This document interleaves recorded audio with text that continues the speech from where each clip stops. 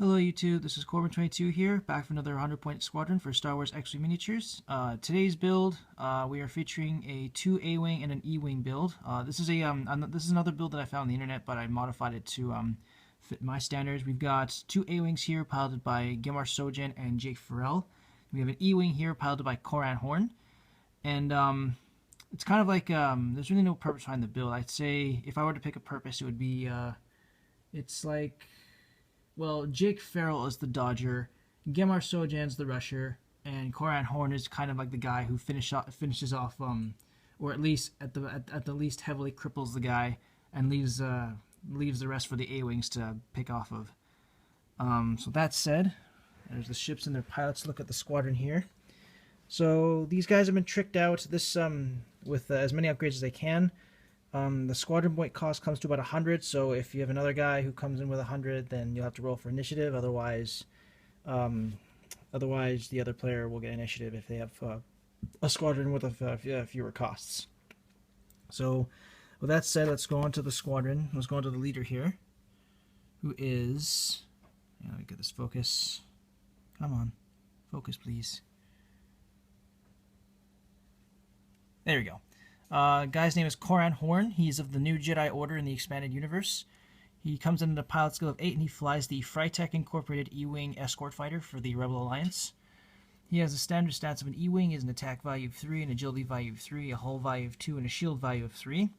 His action bar consists of the focus, target lock, barrel roll, and evade actions. He costs 35 points to field, so a very expensive ship. And his upgrade bar consists of an elite upgrade, a system upgrade, a warhead, and an Astromech with an unlisted title modification as well. His pilot ability states at the start of the end phase, you may perform one attack. You cannot attack during the next round. So Corran essentially allows you to double attack twice in the same round, but the trade-off is you will not be able to attack in the next round. So you can choose to attack again, get into a better position for the next round, and then when the next round after that and the round after that, you're allowed to attack again. To help, in the event he does need to perform his double tap, we've given him some upgrades to help give him some evasiveness. With his elite upgrade, we have expert handling, which is an upgrade that must be used during the action phase, and it comes at a squad point cost of 2. It reads: perform a free barrel roll action. If you do not have a barrel roll action icon, receive a stress token. You may then remove one enemy target lock on your ship. So I put this on Corran because he does have the barrel roll action icon, so he will not get a stress if he does this. But basically, it's an enhanced barrel roll. It allows you to it allows you to get rid of a target lock that enemy has on you. I found this was very useful in the tournament that I used. It's very good for shaking off enemy pursuers who might be aiming to use a missile at you, or at the very least hinders the enemy's ability to modify their dice. And then, of course, to complement his ability, we've given him a fire control system for a system upgrade. Comes at a squad point cost of 2. It reads: after you perform an attack, you may acquire a target lock on the defender. So fire control system allows for a bit of action economy. Every time you attack, you get a free target lock, and you can use that. You can use that in conjunction with Corran's ability. You perform your attack, you get a target lock, and then at the end phase, you get another attack, and you still have that target lock to perform. And then again, after you perform the attack, even though you can't attack the next turn, you can still take actions, and you'll have that target lock as well from the targeting from the fire control system. In the event he needs to perform a red maneuver, we give him an R2 Astromech because the E-Wing has only 5 green maneuvers, and most of them are in the speed 2 dial. But with the R2 Astromech, all of his speed 1 and 2s are treated as green maneuvers, so he has lots more flexibility in getting rid of stress that comes from doing his K3s or K4s. And that's Corran. Let's move on to the dodger of the build, which is Jake Farrell. Get that to focus. There we go. This guy's arguably now become one of my favorite A-Wings to fly, especially with the stuff I've got on him. But he comes in at a pilot skill of 7. He flies the RZ-1 A-Wing Interceptor for the Rebel Alliance. He has the standard stats of an A-Wing, has an attack value of 2, agility value 3, hull value 2, and a shield value 2. His action bar consists of the focus, target lock, boost, and evade actions. He costs 24 points to field. And his upgrade bar consists of an elite upgrade and a missile upgrade, as well as an unlisted title and modification. His ability reads: after you perform a focus action or assign a focus token, you may perform a free booster barrel roll action. So As long as Jake Farrell takes a focus or is assigned a focus token, he gets a second action on top of that. So it's like a free push to limit almost.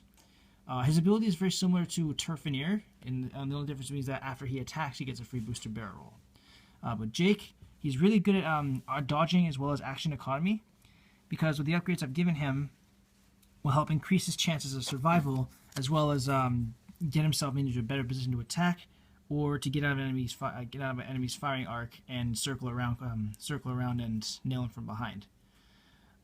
So for his modification, I've gone with a stealth device, which comes in at a squad point cost of 3.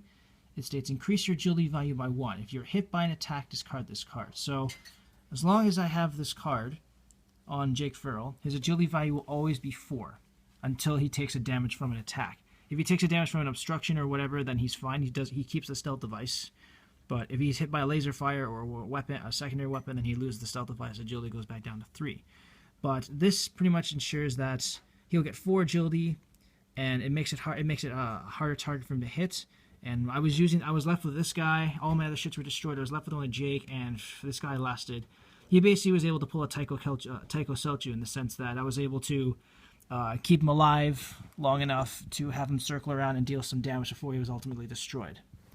For his elite pilot talent, I've gone with a push the limit, which also comes at a squad point cost of 3, and it reads, once per round after you perform an action, you may perform a free action showing your action bar, then you receive a stress token. So you get a stress, but you're allowed a second action when you take your primary action.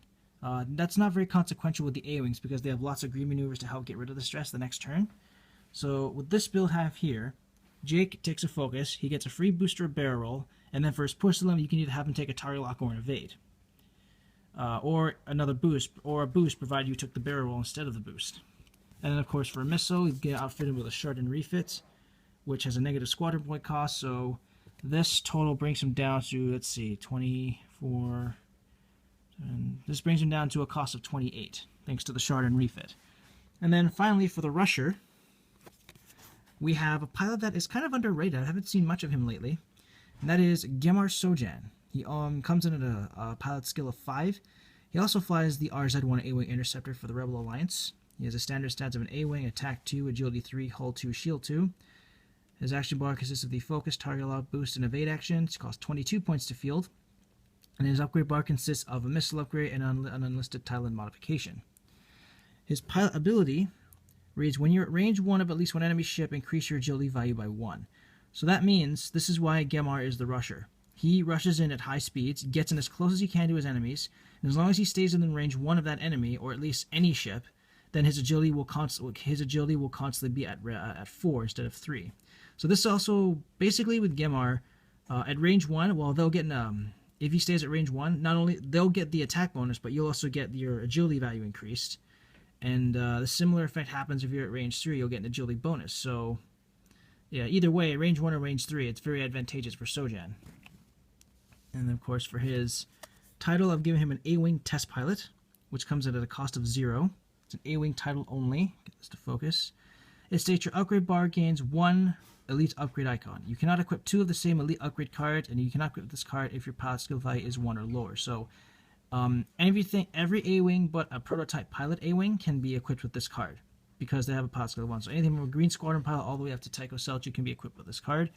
And it grants an elite pilot skill to those who do not have an elite pilot upgrade initially, and grants, for those that do, they get a second elite pilot skill they can use. Like with Jake, he also has a stealth device to increase his agility, so that means he has 4 agility. That means when he's at range 1, he'll get 5 agility, which makes him incredibly hard to hit even at close range. For his elite pilot skill, I've chosen Opportunist, which comes in a squad point cost of 4, which states, when you're attacking, if the defender does not have any focus or evade tokens, you may receive 1 stress token to roll 1 additional attack die. You cannot use his ability if you have any stress tokens. So Opportunist allows you to stress to increase the attack of whatever weapon you're attacking with by 1. But if you're stressed, you will not be able to use Opportunist. So this is good because Gemmar Sojan, if he's attacking at range, if you want to get him at range 1, increase his agility value. He'll also get a boost to his attack value. Stress yourself with Opportunist, his attack value will go up to 4, and his agility value will go up to 5. Because, of course, stealth device and his ability. And then, of course, for his for added extra damage, I've outfitted him with Proton rockets as opposed to a Chardaan refit. They come at a squad point cost of 3. They have an attack value of 2. Can be used at range 1. It states discard this card to perform this attack. You may roll additional attack dice equal to your agility value to a maximum of 3 additional dice. So naturally the A-Wing has 3 agility, so you'll only be able to increase this up to 5. However, the workaround of that is that the Proton rockets will have 5 agility, or 5 attack, thanks to Sojan's ability, but then you can stress with Opportunist to add another attack value to this. So that means if you stress yourself out, if you spend your focus and stress yourself out with Opportunist, Proton rockets will have 6 attack dice. So that's the workaround. So he's basically, Gemmar is supposed to get in close, get his focus, and I would recommend a target lock to help modify your dice. Spend his focus for the Proton rockets, stress with Opportunist, get 6 dice, spend your target lock, hopefully we get the unrerolling if results you don't like. And the aim is with Sojan, he one-shots people with his Proton rockets. And then, of course, Jake and Corran, he's a dodger, and he softens up the guys for Jake and Gemmar to finish off once Gemmar uses his Proton rockets. So, yeah, this is my AAE build. I'll be back in a bit to show you exactly how the build works. Okay, everything's set up in place. We got their ships in their positions. Their maneuvers are set. For this one now, I'm going to give these guys the initiative, and I'm going to give an example. Chardaan tells here she's going to have a B-Wing E2 with Recon Specialist, Deadeye, Advanced Torpedoes, and extra munitions. Hello, Asti here. He's going to have, I guess, marksmanship with a targeting Astromech. No, not R5P9, as well as a comms device, or a comms relay. And then these guys here have the loadout that I described just a minute ago. And I put their shield tokens next to them. I'm just going to proxy the shields for this guy. And yeah, so we're going to start with Chardaan. She's going to get the initiative because she and Gemmar have the same pilot skill. She's going to start by doing a soft 1. So she takes her maneuver like so. Like that. Move her shield tokens down. And for this scenario, she's going to take a double focus action because of the Recon Specialist she's got on. Lets her take the second focus action on top of the one she gets. Oh, I just realized I have a couple shield tokens here. I'll just put them on LO here. And focus action. So she's going to take focus. And then her Recon Specialist allows her to take a second focus. Like that. Now Gemmar's turn. He's going to move. He's going to do a banking 3. So let's say for this example he was facing that way. He does his banking 3 maneuver like that. He's now at range 1 of Nera. And let's say for this scenario he already has a target lock on her, and he's going to take a focus action like that. There we go. So now he's got his target lock and focus on to Chardaan tells. And then it'll be Elo Asti's turn. He's also doing a soft 1 because he's going to try and see if he can predict what he's going to do with Jake. He's going to predict that Jake's going to try and maneuver out of his arc, so he's taking that there. And then he's going to take a focus action on right there. And now it's Jake's turn. Let's see, or actually, move Jake down a bit here. Move over here. So Jake, he's going to do a hard 1. So Jake, what he's going to do is take the hard 1 template, put it on like that. So what's going to happen now is he's going to take a focus action, and then I'll give him a free boost or a barrel roll. So he's going to take the boost action. Oops, that's the wrong one. He's going to take his boost action, get out of Elo Asti's arc. And then for his third action with push the limits, he's going to stress out. And he's going to take a target lock onto Dantel's here. So as you can see what I've done here, he's now dodged out of Elo's arc. He's free. He's not in any danger. And now I'm maneuvered into a position where he can fire on Chardaan tells over here. Get these out of here. Finally, it's Corran Horn's turn to move. He's going to take a straight 3. Excuse me. She's going to get up close to Nera. And bear in mind, this isn't exactly a synergy build, but you can use these guys in conjunction if you want. And then for his action, get these shields up here. For his action, he's going to take a focus. Like that. Okay. And then we move on to the attack phase. Corran's going to get the first shot on Nera. And it'll be range 1, I believe. Let me just get my ruler. Nope, it's a range 2. So it'll be a 3v1. So how this works is Corran's going to shoot first. He's going to soften Nera up. Oops. Okay, so he scores a hit and a focus. He's going to spend his focus token. Like that.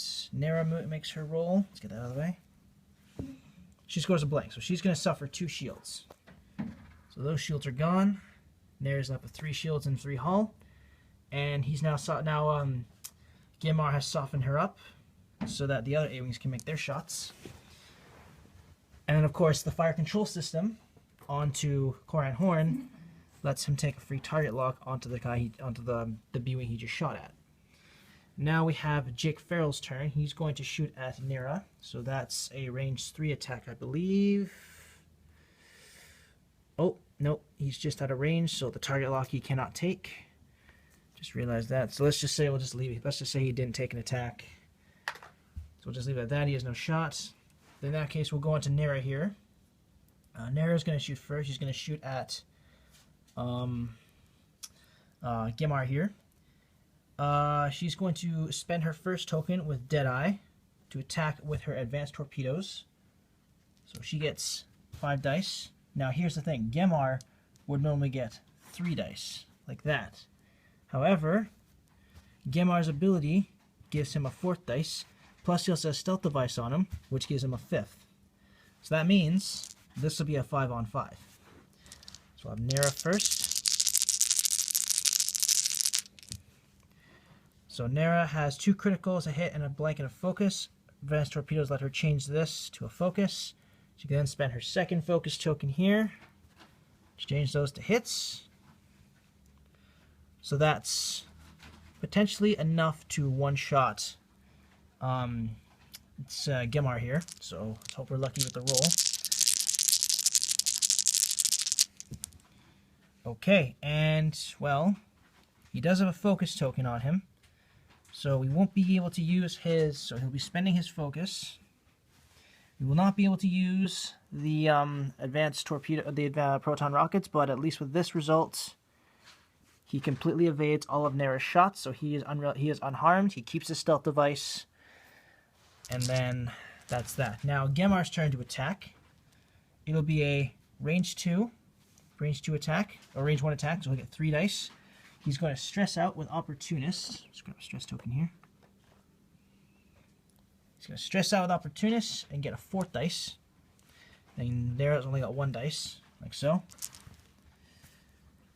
Put that away. And now it's going to be, he has a target lock on her, so he can modify his dice if he needs to. Okay, so he's got 2 focuses, a hit and a blank. He is going to spend his target lock and re-roll those 2 focuses in a blank.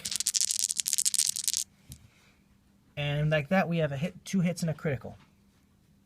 Now Nera's guaranteed to suffer some damage here.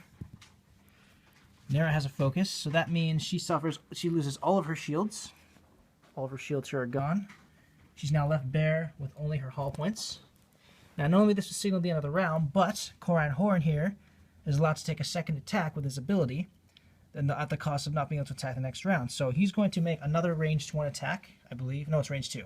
Another range 2 attack, 3 versus 1.